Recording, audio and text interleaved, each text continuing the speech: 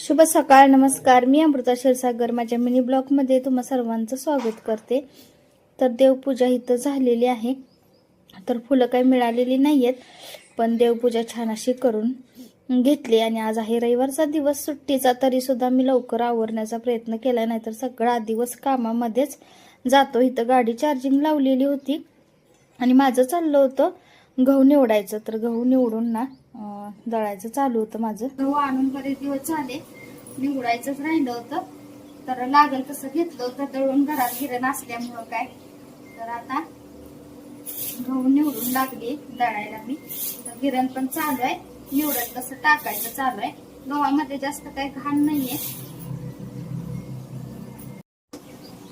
आणि इथं हरभरे ना डहाळ म्हणजे दिलेले, तर गिरजा काकून दिलेले होते.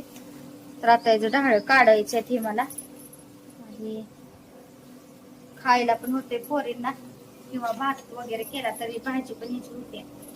तर आता म्हणलं काढायचं. आता गहू आधी निवडून झालं की म्हणजे सगळं काढायचं आहे. काल गिरजा काकूने काकड्या, पेरू याशी डहाळ काय काय बरंच दिलं होतं साहित्य, पण ते राहीलच. काल परत शूटच केलं नाही, त्यामुळे राहीलच दाखवायचं.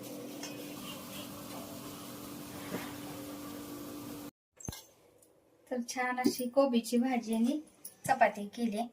तर आज कोबीची भाजी केली. काल पराठे केले होते, कोबी भरपूर मोठा होता त्यामुळे थोडा राहिला होता. त्यातली आज भाजी पण बनवली, अर्धाच ठेवला होता ना फ्रीज मध्ये. मग म्हटलं भाजी बनवून टाकावी आणि चपाती केली. तशी सगळ्यांना भाजी पण आवडते. तर आता जेवण करते मी, या जेवायला तुम्ही पण.